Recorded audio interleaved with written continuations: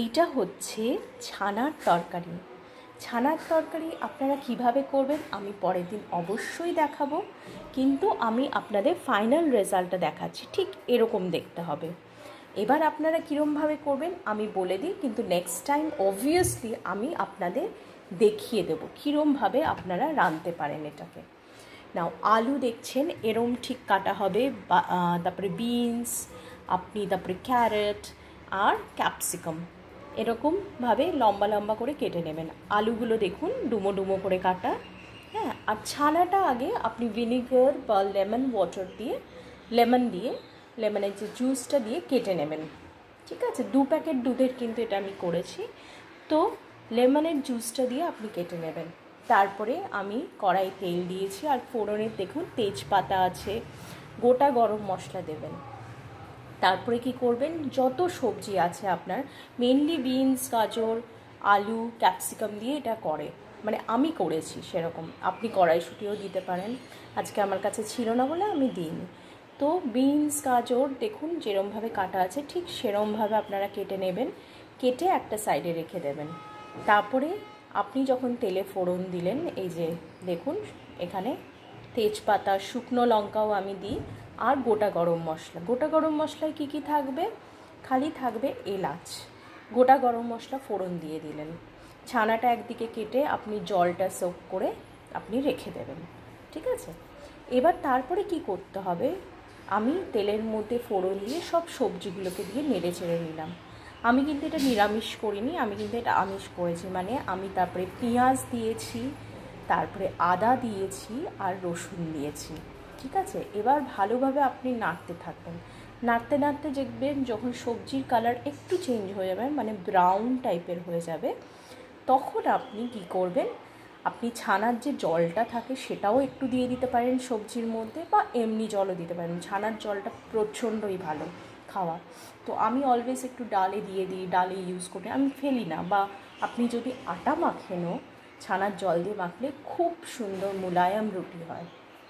তো আমি কি করেছি, আমি ছানার জলটা দিয়ে অল্প দিয়ে কষতে বসিয়ে দিয়েছি।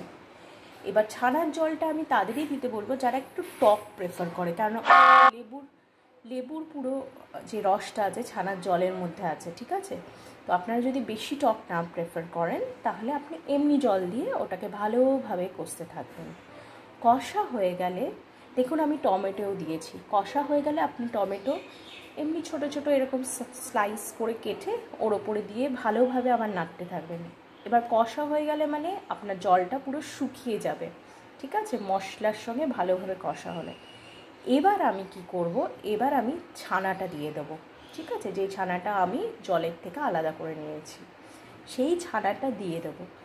দিয়ে তারপরে আমি একটু জল দিয়ে দেবো, কেননা অলরেডি তো জল শুকিয়ে গেছে আমার তরকারির, তো আমি একটু জল দিয়ে দেবো।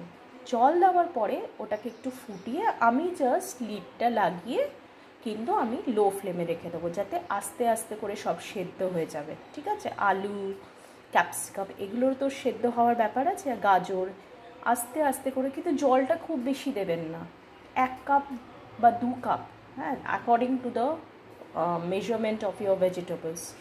তো জলটা খুব বেশি দিলে খুব বাজে লাগবে। দেখুন আমার তরকারিটা কিন্তু ঠিক এরকম হয়েছে, মানে খুব জল জল না, খুব মানে শুকনোও না, ঠিক মাখা মাখা টাইপের, অল্প অল্প ঝোল আছে দেখুন। তো ঠিক এরকম কনসিস্টেন্সিটা হবে। আপনারা সেরমভাবেই করবেন, জল দিয়ে ঢেকে রাখবেন। এবার এটা আস্তে আস্তে আস্তে করে হবে।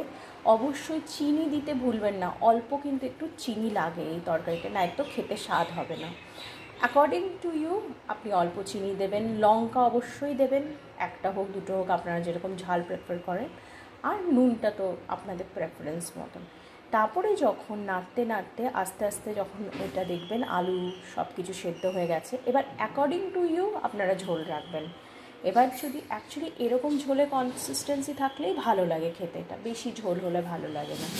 তো ঠিক এরকম কনসিস্টেন্সিরই ঝোল রাখবেন। ঠিক আছে, আস্তে আস্তে করে সেদ্ধ করে বন্ধ করে দেবেন। আর দেখবেন আপনি যদি কড়াইতে রেখে দেন তাহলে কিন্তু ওটা কড়াইয়ের মধ্যে অনেকটা টেনে নেয় জলটা। যে কোনো সবজি আপনি যদি কড়াইতে কিছুক্ষণ রেখে দেন যদি বেশি জল হয়ে যায় একটু কিছুক্ষণ রেখে, বা আপনি হাই ফ্লেমে দিয়ে দিতে পারেন, তাড়াতাড়ি করে জলটা ভেপারাইজ হয়ে যাবে, বা লো ফ্লেমে দিয়েই আপনি ঢেকে রাখুন। আর একটু হয়ে গেলেই এইটা, যখন আপনি দেখবেন জলটা অনেকটা কমে এসছে, আপনি টেস্ট দেখে নেবেন যে নুন চিনি সব ঠিক আছে কিনা, তারপরে আপনি নামিয়ে রেখে দিতে পারেন, বা কড়াইয়ের মধ্যে ঢেকে রেখে দিতে পারেন, একটু সোক করে নেবে জলটা। আর এটা রুটি বা পরোটা আর ভাত দিয়ে তো অবভিয়াসলি সব কিছু দিয়ে খাওয়া যাবে।